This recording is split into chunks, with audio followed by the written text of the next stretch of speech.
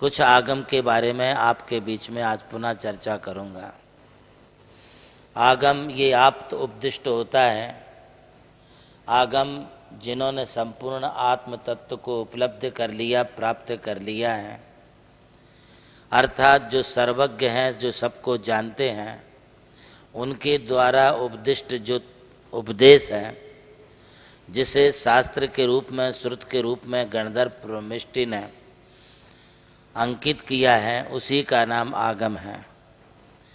आज मैं आगम के बारे में ये कहना चाहूँगा कि इसके संदर्भ में शताब्दियों में प्रथम शताब्दी से लेकर लगभग 16वीं 17वीं शताब्दी तक जो भी आगम लिखा गया है वो आर्ष परंपरानुसार हैं।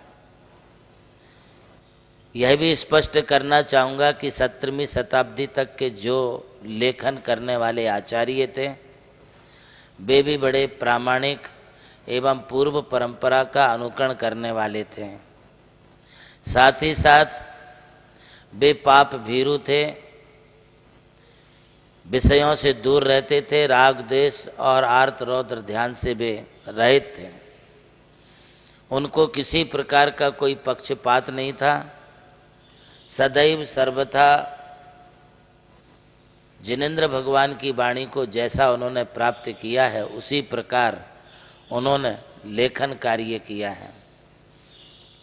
उस समय में बड़ी कठिनाइयों का सामना करते हुए आगम को ज्यों का त्यों समाज के लिए परोसा है। आज हम आगम के संदर्भ में चिंतन और मनन तो कर सकते हैं, आगम के संदर्भ में हम विचार विनिमय मीमांसाएं तो कर सकते हैं, किंतु आगम को लेकर के उसके संदर्भ में किसी को आलोचना करना या समीक्षा करना यह कतिपय उचित नहीं है। जब हम आगम के लिए देखते हैं और टटोलते हैं तो फिर आगम के संदर्भ में सबसे पहले शब्दार्थ होता है। 5 प्रकार के अर्थ हमें उसमें से निकालने होते हैं। शब्दार्थ, जो शब्द का जैसा अर्थ है उसको उसी प्रकार से जानना और कहना, इसका नाम शब्दार्थ है। शब्दार्थ के साथ हमें आगमार्थ भी देखना है। हमारा पूर्वापर आगम क्या कहता है उसको भी हमारे लिए समझना है। ये आगमार्थ है। आगम के अर्थ को लेकर के किसी भी शब्द का अर्थ बिगड़ नहीं जाना चाहिए, विपरीत नहीं होना चाहिए, अन्यथा बहुत अनर्थ पैदा हो सकता है। तीसरी बात है भावार्थ, अर्थार्थ। ये इस कारिका का, इस वाक्य का भाव क्या है, आचार्य क्या कहना चाह रहे हैं, उसको ज्यों का त्यों श्रोताओं के सन्मुख में रखना, इसका नाम भावार्थ है। एक और होता है नयार्थ। हमारे यहाँ किसी भी संदर्भ में जब कोई बात आती है तो नेमिचंद्र आचार्य एक प्रथम ऐसे आचार्य मिले जिन्होंने द्रव्य संग्रह की 52 गाथाओं को दोनों नयों की अपेक्षा से प्रतिपादित किया। द्रव्यार्थिक नय क्या कहता है, पर्यार्थिक नय क्या कहता है, निश्चय नय का क्या अभिप्राय है एवं व्यवहार नय का क्या अभिप्राय है, ये बताने वाले प्रथम आचार्य हुए हैं। कुंदाचार्य ने समय सार की व्याख्या की, उसे हमारे लिए नयार्थ, नयों के अनुसार उसका अर्थ समझना चाहिए।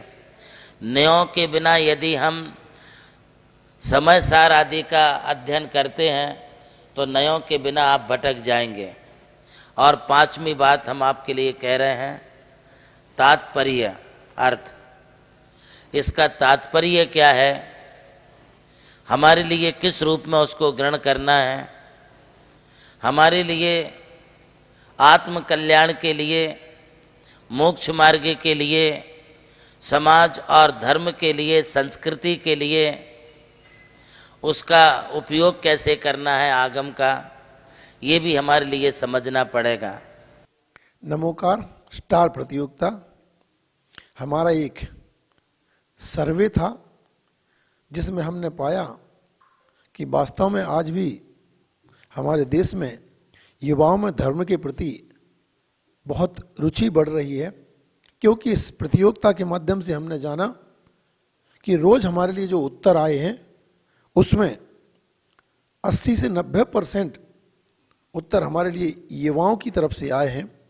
और इससे पता चलता है कि आज भी युवा शक्ति हमारी धर्म को समझने का और जानने का भरपूर प्रयास कर रही है।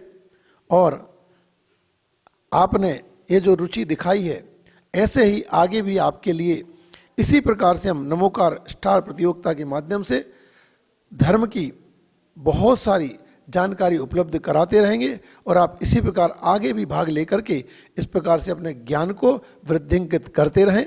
यही हम लोगों का जो उद्देश्य है कि जन जन तक, घर घर तक धर्म की भावनाएं पहुंचाने का परम पूज्य आचार्य श्री देवनंदी महाराज जी ने जो भरसक प्रयास किया है, ये जो उपक्रम किया है, ये आपके ज्ञान की वृद्धि हमेशा करता रहे। इसी प्रकार से इस नमोकार स्टार प्रतियोगिता में आप हमेशा भाग लेकर के अपने इस ज्ञान को आगे बढ़ाते रहें, यही भावना मैं आप सबके लिए व्यक्त करता हूँ। प्रभु श्री राम की जन्मभूमि अयोध्या रही और मोक्ष भूमि मांगी तुंगी। इसी यात्रा में उनके चरणों की रथ से पावन हुई ये भूमि राम टेकड़ी, जहां अनादि निधन महामंत्र नमोकार को समर्पित दिव्य तीर्थ का निर्माण हुआ।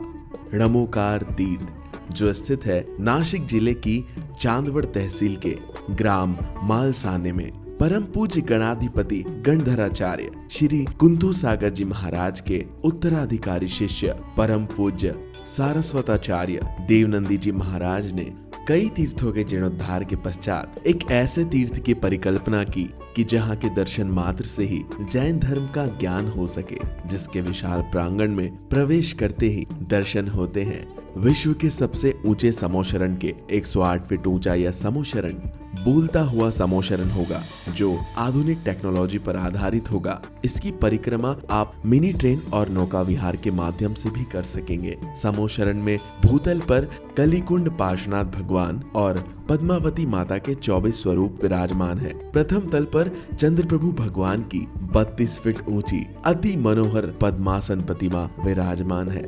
विश्व के सबसे ऊंचे पंच परमेष्टि के 51 और 31 फीट की प्रतिमाएं भी यहाँ पर स्थित हैं। साथ ही जैनागम के महान गुरुओं को समर्पित अति सुंदर गुरु मंदिर है। ध्यान कक्ष, ग्रंथालय, संत भवन, 22,000 स्क्वायर फीट का विशाल पिलरलेस हॉल और 200 से अधिक कमरों की धर्मशाला, भोजनशाला, समाज जन हेतु कम खर्च में मांगलिक आयोजन के लिए मंगल कार्यालय और आगामी योजना में है जैन नॉलेज सिटी। और इस भूमि पर आकर आपको अनुभव होगा नमोकार केवल एक तीर्थ नहीं, एक दिव्य अनुभूति है। वो अनुभूति आपकी भी प्रतीक्षा में है।